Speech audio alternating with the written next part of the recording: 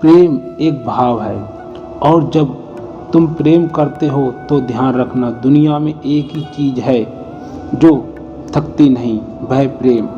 बाकी सब चीज़ें थक जाती हैं, क्योंकि प्रेम कोई सम नहीं है।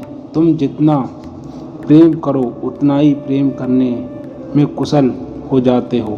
प्रेम की जितनी तुम्हारी अनुभूति बढ़े उतना ही पाओगे तुम प्रेम करने में समर्थ हो गए। प्रेम बढ़ता ही जाता है। प्रेम के ज्वार में भाटा कभी आ जाता है। भय हमेशा चढ़ता है, उतरता नहीं, लेकिन प्रेम एक प्रसाद है। भय तुम्हारा सम नहीं, ठीक से समझो तो प्रेम तुम्हारा विश्राम है। इसलिए तो जब प्रेम में होते हो तो अपने को ताज़ा पाते हो, विश्राम में पाते हो। साधारण प्रेम में भी अगर एक व्यक्ति से तुम्हारा प्रेम है, वह तुम्हारे पास बैठ जाता है, तो तुम पाते हो सब थकान मिट गई, तुम हल्के हो गए, ताजे हो गए, प्रफुल्लित हो गए, सम की सारी धूल झड़ गई। तो परमात्मा के प्रेम की तो तुम कल्पना कैसे कर सकते हो। जिस दिन उस प्रेम का जन्म होगा, उस दिन कैसा श्रम, कैसी थकान। परमात्मा को प्रयास से नहीं पाया जाता, प्रसाद से पाया जाता है। इसलिए नानक कहते हैं गुरु प्रसाद। परमात्मा से तुम्हारा सीधा संबंध आज नहीं हो सकता, आंखें उसके लिए तैयार नहीं। अगर तुम्हें सूरज को देखने के लिए आंखों को तैयार करना हो तो दिए से शुरुआत करनी पड़ती है। दिए की ज्योति पर, फिर और बड़ी ज्योति पर, फिर और बड़ी ज्योति पर, फिर धीरे धीरे सूरज की तरफ। अन्यथा तुम जैसे हो अभी तो सूरज तुम्हारी आंखों को आधा कर देता है, अंधा कर देता है। अगर घड़े को भी सीधा करना हो तो पहले गुरु की तरफ, गुरु तैयारी है। अगर जब तुम उससे भरने को राजी हो जाओगे और भरकर प्रफुल्लित और आनंदित होगे और तुम्हारे सब भय विसर्जित हो जाएंगे, तब तुम परमात्मा की तरफ खुल पाओगे। एक कदम परमात्मा की तरफ खोलना खतरनाक भी हो सकता है। तुम शायद झेल नहीं पाओगे उतने बड़े दान को। आकाश से गंगा उतारनी हो तो भागीरथ चाहिए, गंगा तुम झेल ना पाओगे। हर कोई ना झेल पाएगा, तुम तो छोटे से टबरे में डूब जाओगे। इसलिए नानक गुरु पर बड़ा जोर देते हैं। जोर इसलिए देते हैं कि गुरु तुम्हें तैयार करेगा गुरु उससे जो भय रहा है। अगर तुम उसे झेलने में धीरे धीरे समर्थ हो गए तो तुम भागीरथ हो जाओगे, फिर स्वर्ग की गंगा को भी झेल सकोगे। परमात्मा पाया जाता है कृत्य से नहीं। इस दृष्टि से सभी कुछ कर्म से पाया जाता है। परमात्मा कैसे पाया जाता है? जो गुरु की एक सिखावन सुन लेता है, गुरु की एक सिखावन सुन लेने से परमात्मा मिल सकता है, तुम्हारे कुछ करने से नहीं। उसकी मति जो गुरु की एक सिखावन सुन लेता है, रतन और जहर और मणिक जैसी जो जाती है बहुमूल्य हो जाती है। लेकिन गुरु एक सिखावन सुनना भी मुश्किल है, क्योंकि गुरु की एक सिखावन सुनने के लिए भी तुम्हें अपना पूरा जीवन रूपांतरित करना होता है। तुम जैसे हो वहाँ तो तुम्हें कुछ भी सुनाई के लिए भी तुम्हें अपना पूरा जीवन रूपांतरित करना होगा। गुरु की सिखावन के लिए तुम्हें गुरु की तरफ तुम्हें उनके पास चुप और शांत बैठने की कला सीखनी पड़ेगी। तुम जब उसके पास आओगे तो तुम्हें फिर सिर अपना घर ही छोड़कर आना पड़ेगा। अगर तुम सिर अपने हाथ में ले आए तो तुम सुन ना सकोगे। सिखावन भी दी जाएगी तो अर्थ तुम अपने निकाल लोगे। तुम्हारा सिर बीच में सब रूपांतरित कर देगा, बदल देगा। कुछ कहाँ जाएगा, कुछ तुम सुनोगे और तुम खाली हाथ आए थे, खाली हाथ वापस लौट जाओगे। क्योंकि गुरु की सिखावन से नहीं सुनी जाती, सिर से उसका कोई लेना देना नहीं। गुरु की सिखावन तो हृदय से सुनी जाती है। तुम गुरु की सिखावन सुनते हो वक्त विचार नहीं करते कि वह ठीक कह रहा है या गलत कह रहा है, इसलिए तो आस्था से सुनी जाती है। गुरु कहता रहता है इसलिए ठीक है। तुम सोचने वाले नहीं हो, निर्वाचक नहीं हो कि वह ठीक कह रहा है कि वह गलत कह रहा है। अगर तुम अभी भी सोचने वाले हो तो तुम शिक्षक के पास हो, गुरु के पास नहीं हो। तब तुम विद्यालय में हो, साथ संगत में नहीं। वहाँ तुम सोचो कि क्या ठीक है क्या गलत, लेकिन निर्णायक तुम ही हो। गुरु के पास आने का अर्थ है कि मैं निर्णय कर करके थक गया, निर्णय मुझसे नहीं होता। गुरु के पास आने का अर्थ है कि मैं सोच कर थक गया, अब मैं कुछ भी सोच नहीं पाया।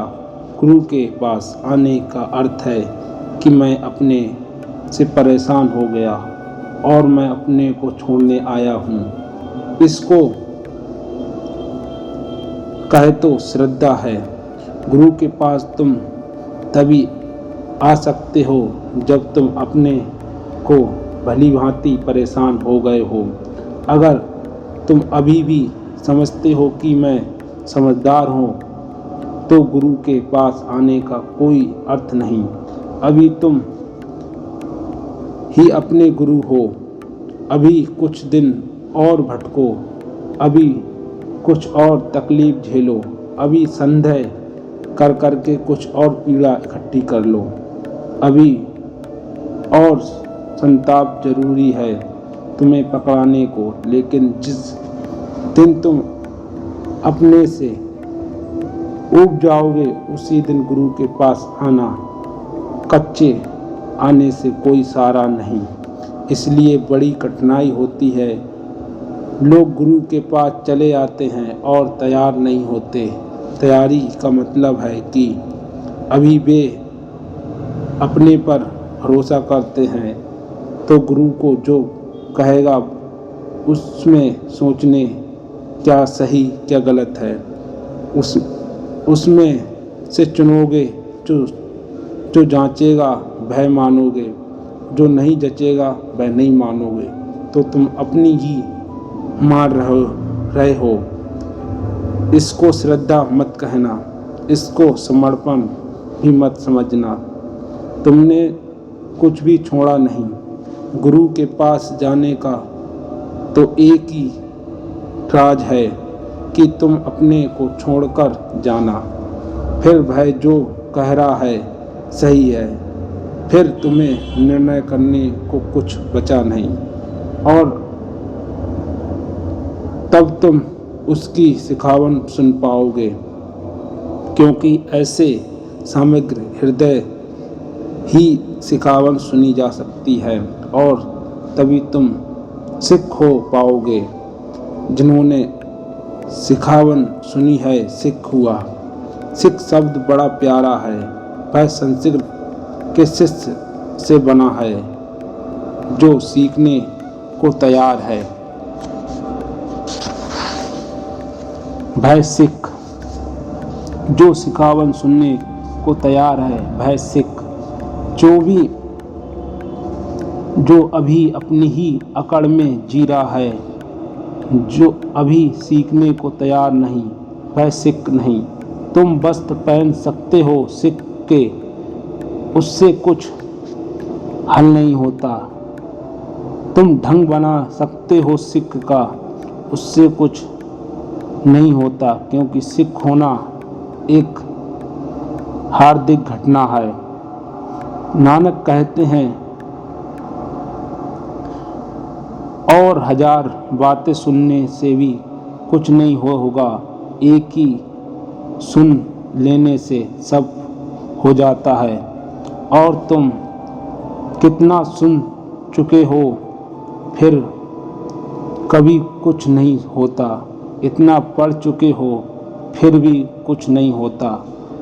कारण साफ है, तुमने सुना ही नहीं जहाँ से सुनना चाहिए था। 2 रास्ते हैं सुनने के। एक रास्ता है बुद्धि का। जब बुद्धि सुनती है तो बुद्धि हमेशा द्वैत से सुनती है, सोचती है ठीक या गलत, सही या ना सही, मानूं या ना मानूं। बुद्धि कभी अहंकार के पार नहीं जाती। बुद्धि हृदय को पागल मानती है। बुद्धि हृदय का भरोसा नहीं करती। इसलिए तो तुम सब ने हृदय को मार डाला, क्योंकि हृदय का भरोसा नहीं। कब कौन सा काम करवा दे जो कि पीछे महंगा पड़े। रास्ते से निकलते हो, भूखे को देखकर हृदय कहता है दे दो दो। बुद्धि कहती है रुको, पहले पक्का पता लगा लो कि यह आदमी धोखा तो नहीं दे रहा, यह कोई भिखारी तो नहीं, और यह भी तो देखो कि यह भला चंगा आदमी है, कमाता क्यों नहीं। बुद्धि 1000 बातें कहेगी, हृदय में एक भाव उठा था, बुद्धि उसे दबा देगी। प्रेम उठेगा, बुद्धि कहेगी खतरनाक रास्ता है, प्रेम अंधा है, कहाँ जाते हो, आँख से चलो, होश संभाल कर चलो। प्रेम ने कई को बर्बाद कर दिया। बुद्धि का रास्ता राजपथ की तरह साफ सुथरा है, प्रेम का रास्ता पगडंडी की तरह है, जंगलों में भटक जाती है। कहाँ जा रहे हो, रास्ते से मत लौट उतरो। जहाँ भीड़ चल रही है वहाँ चलो, सब जहाँ हैं वहीं ठीक है। अकेले कहाँ जाते हो, प्रेम अकेले का रास्ता है। इसलिए तो प्रेम प्राइवेसी चाहता है, एकांत चाहता है। प्रेम कहेगा दे डालो बुद्धि, बुद्धि कहेगी पहले सोचो विचारो, सब पता लगा लो फिर देना, तब तुम कभी ना दे पाओगे। प्रेम कहता है समर्पण कर दो, किसी के चरणों में सिर रख दो और छोड़ दो अपने को। बुद्धि कहेगी ऐसा नहीं चलेगा, दुनिया में बड़ी धोखाधड़ी है। श्रद्धा के नाम पर ना मालूम कितने लोग लूट रहे हैं, मगर तुम्हारे पास क्या जो लूट जाएगा। तुम्हारे पास है क्या जो तुम दे पाओगे। और चूक जाएगा। सिवाय दीन दरिद्रा के भीतर कुछ नहीं, लेकिन उसको भी बचाए रखते हो। और बुद्धि की तुम सुनकर जियोगे तो धीरे धीरे हृदय सिकुड़ता जाता है, हृदय धीरे धीरे टूटी जाता है। इतना फासला हो जाता है कि हृदय की खबर ही तुम तक नहीं आ पाती। बुद्धि इतने बीच में द्वार लगा देती है। फिर तुम प्रेम कभी करते हो तो बुद्धि से ही करते हो। तुमने कभी ख्याल किया कि तुम्हारा प्रेम भी खोपड़ी से आता है, हृदय से नहीं। तुम भला कहो कि मैं बड़े हृदय से प्रेम करता हूँ, लेकिन ये शब्द भी बुद्धि से ही आते हैं। तुम अपने हृदय में जांच पड़ताल करोगे, वहाँ कुछ होता नहीं मालूम पड़ता। वहाँ ना कोई पुस्तक है, ना कोई नृत्य, ना कोई संगीत, वहाँ कोई कंपन भी नहीं। गुरु की सिखावन तो हृदय से सुनी जा सकती है। कबीर ने कहा है, जो सिर को काट कर जमीन पर धर दे, चले हमारे साथ,